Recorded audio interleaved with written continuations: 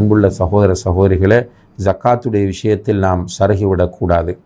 உண்மையிலேயே ஜக்காத்தில் கவனமாக இருக்க வேண்டுமென்று நினைக்கிற சில சகோதர சகோதரிகளை பொறுத்தவரையில் அவர்களுக்கு கிடைத்த சில பிழையான தகவல்களை வைத்து அவர்கள் இந்த வருடம் ஜக்காத்து கொடுத்து விட்டால் இனி அதற்கு ஜக்காத்தை கொடுக்க தேவையில்லை, அதாவது ஒரு தடவை ஜக்காத் கொடுத்தால் போதும், ஒவ்வொரு வருடமும் ஜக்காத் கொடுக்க வேண்டிய அவசியம் இல்லை என்ற ஒரு அவர்கள் கேள்விப்பட்டு அந்த கருத்தை அடிப்படையாக வைத்து கொடுத்த பொருளுக்கு திரும்ப ஜக்காத்து கொடுக்காமல் இருக்கிற நிலையை பார்க்கிறோம்.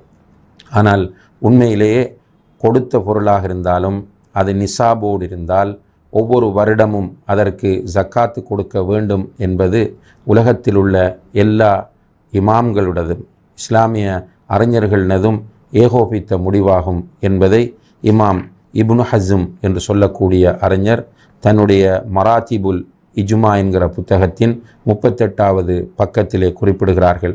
அவர்கள் சொல்லும்போது வத்தஃபகு அலா அன்ன ஜக்காத்த தத்தகர்ரரு ஃபி குல்லி ஆமின் இந்த இன்கிதாஇ குல்லி ஹவுலின் ஹாஷா அஸ்ஸுரு வசிமார், அதாவது ஒவ்வொரு வருடம் பூர்த்தியாகிற போது ஜக்காத் கொடுக்க வேண்டும் என்பது ஏகோபித்த முடிவாகும். விவசாய பொருட்களையும் விவசாய உற்பத்திகளையும் பழங்களையும் தவிர என்று அவர்கள் குறிப்பிடுகிறார்கள். உண்மையில் இவர் சொல்லக்கூடிய இந்த கருத்தை நாம் ஆய்வு செய்து பார்க்கிற போது அங்கே இஸ்லாமிய வரலாற்றை நாம் எடுத்து பார்த்தால், குறிப்பாக நபிகள் நாயம் ஸல்லல்லாஹு அலைஹி வஸல்லம் அவர்களுடைய காலத்திலும் சரி, அதற்கு பின்னால் ஹலீஃபாக்களுடைய காலம், மற்ற காலங்களிலும் சரி, இந்த ஜக்காத்தை வசூலிப்பதற்காக செல்லக்கூடியவர்கள் அந்த ஊர்களுக்கோ அல்லது கோத்திரங்களுக்கோ சென்று இந்த பொருளுக்கு நீங்கள் ஜக்காத் போன வருடம் கொடுத்தீர்களா இல்லையா என்றெல்லாம் கேட்டது கிடையாது. அப்படி கேட்டதாக இந்த செய்திகளும் பதிவாகவில்லை. மாறாக அவர்களிடம் இருக்கிற பொருளாதாரத்திற்கான ஜக்காத்தை அவர்கள் கணக்கு பார்த்து பெற்றுக்கொண்டு வந்தார்கள் என்பதைத்தான் நிறைய ஹதீஸ்களிலே நம்ம பார்க்கக்கூடியதாக இருக்கிறது. இமாம் இப்னு சீரின் ரஹிமஹுல்லா அவர்கள் சொல்லக்கூடிய ஒரு செய்தி அல் முதவ்வனா என்ற நூலிலே பதிவு செய்யப்பட்டிருக்கிறது. அவர்கள் சொல்லுகிறார்கள், ஜக்காத்தை வசூலிக்கிறவர் வருவார், ஃபஐனமா ரஆ ஸர்அன் காயிமன் அவ் இப்லன் காயிமத்தன் அவ் கனமன் காயிமத்தன் அஹத மின்ஹ ஸதகா. அவர் வந்து பார்ப்பார், எங்காவது விவசாயம் இருக்கிறதா அல்லது ஒட்டகம் நிற்கிறதா அல்லது ஆடு இருக்கிறதா என்று பார்ப்பார். அதற்கு கணக்கு பார்த்து ஜக்காத்தை எடுத்துக்கொண்டு வருவார்.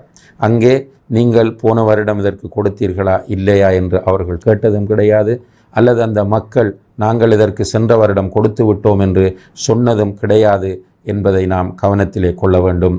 எனவே கொடுக்கப்பட்ட பொருளாக இருந்தாலும் அந்த பொருள் நிசாபோடு இருக்கும்போது அல்ஹம்துலில்லாஹ் அது பரக்கத்தான பொருளாகும், அது வறுமைக்கெல்லாம் போகாது.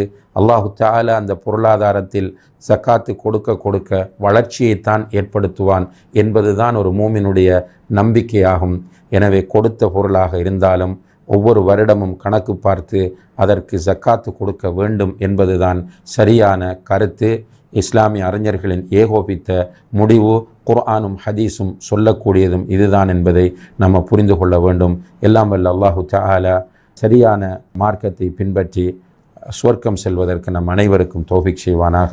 வ ஆஹிரு தஅவானா அனில் ஹம்துலில்லாஹி ரப்பில் ஆலமீன். வஸ்ஸலாமு அலைக்கும் வரஹ்மத்துல்லாஹி வபரகாத்துஹு.